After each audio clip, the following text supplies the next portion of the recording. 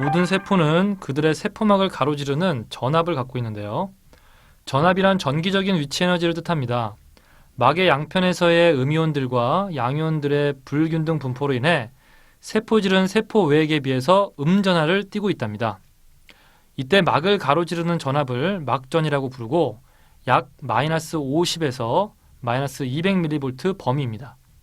다시 말해 평상시 자극을 받고 있지 않은 뉴런은 세포막을 경계로 안쪽이 상대적으로 음전하를 바깥쪽은 상대적으로 양전하를 띠는데 이 상태를 분극이라고 합니다. 이때 나타나는 막전이를 휴지전이라고 하고요. 신경세포의 휴지전이는 일반적으로 마이너스 60에서 마이너스 80mV 사이에서 형성됩니다. 이때 마이너스 부호는 세포 안쪽이 바깥쪽에 비해서 상대적으로 전압이 낮음을 의미한답니다. 그럼 휴지전이는 어떻게 유지되는 것일까요? 휴지전이는 나트륨 이온과 칼륨 이온이 매우 중요한 역할을 합니다. 이들 이온이 각각 신경세포의 세포막을 사이에 두고 농도차를 보여주고 있습니다. 포유류의 경우 세포 외 용액의 칼륨 이온의 농도는 5mm몰, 세포 안에 140mm몰 정도이며 나트륨 이온은 반대로 바깥쪽 농도가 150mm몰, 안쪽의 농도는 15mm몰 정도입니다. 이러한 나트륨 이온과 칼륨 이온의 농도 기울기는 나트륨 칼륨 펌프에 의해서 유지되고 있는데요. 칼륨을 세포 안으로, 나트륨을 세포 밖으로 이동시키기 위해서 ATP의 가수분해에 의한 에너지를 사용하고 있답니다. 막전이 형성을 주도하는 이온 통로는 특정 이온만을 선택적으로 통과시키는 선택적 투과성을 보입니다. 예를 들어 칼륨 통로를 통해서는 칼륨만이 자유롭게 막을 가로질러 확산되고 나트륨 통로를 통해서는 나트륨만이 자유롭게 확산됩니다. 휴지 상태의 신경세포의 세포막에는 나트륨 통로보다 칼륨 통로가 월등히 많이 열려있는 상태인데요. 나트륨 칼륨 펌프로 인해 칼륨 이온의 농도가 세포 안이 세포 밖보다 훨씬 높아 화학농도 기울기에 의해 칼륨 이온은 세포 밖으로 확산됩니다. 그러나 칼륨 통로는 칼륨만을 통과시키기 때문에 염화 이온이나 다른 음이온은 칼륨과 함께 이동할 수 없습니다. 그 결과 칼륨 이온이 선택적으로 세포 밖으로 이동하고 세포 안은 잉여의 음전하 상태가 초래되게 되는 것이고요. 그렇다면 이때 음전하가 무한정 축적되지 않는 이유는 무엇일까요?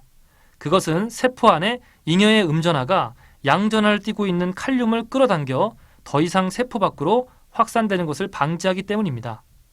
이러한 전압에 의한 전기적 기울기는 칼륨의 화학적 농도 기울기와 정확히 균형을 이루게 된답니다. 그럼 평상시 신경세포에 자극이 가해지게 되면, 즉 흥분이 일어나면 어떻게 될까요?